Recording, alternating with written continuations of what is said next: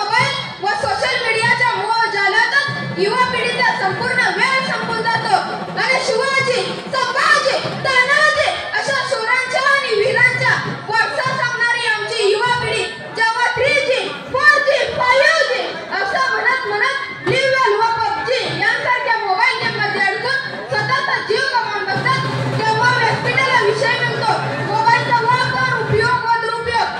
नमस्कार श्रोत्यो, मी अनिरुद्ध कोळेकर, जिल्हा परिषद प्राथमिक मराठी शाळा खलाटी तालुका जत या शाळेचा विद्यार्थी आपल्या समोर विषय मांडत आहे मोबाईलचा वापर, उपयोग व दुरुपयोग. श्रोत्यो, हेलन केलर या जगप्रसिद्ध अंध स्त्रीला एका व्यक्तीने कुचेष्टेने विचारलं की हेलन जी, अंधा होना इससे बुरी बात क्या हो सकती है? यावर हेलन जी ने उत्तर दिलं, अंधा न होना और फिर भी अंधा समान जीना इससे बुरी बात क्या हो सकती है? श्रोत्यो, अगदी अशीच अवस्था आज आपल्या युवा पिढीची झाली आहे. कारण डोळे असून अंधेसारखं वागणाऱ्या आणि तोंड असून मुक्यासारखं जगणाऱ्या आजच्या युवा पिढीला मोबाईलच्या अतिरेकी वापरामुळे आपल्या घराचं थिएटर झालंय आणि आपल्याच आयुष्याचा सिनेमा झालाय याचं भानच राहिलं नाही.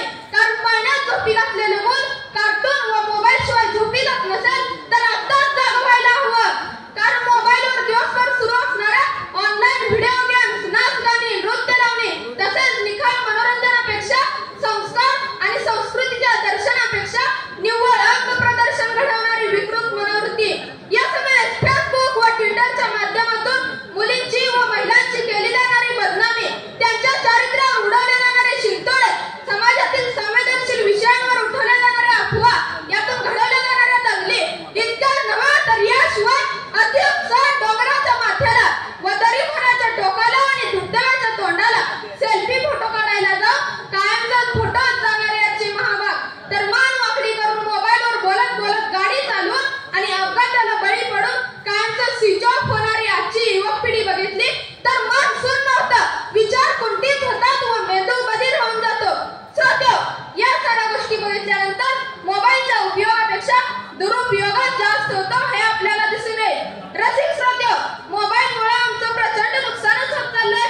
असं डांगोरा पिटणं म्हणजे एखाद्या माणसाने एखाद्या झाडाला मिठी मारणं आणि नंतर झाड काय मला सोडेना असं म्हणून कांतांडव करण्यासारखं झालं किंवा अगं म्हशी मला कुठं नेशी या म्हणीप्रमाणे वागणं झालं.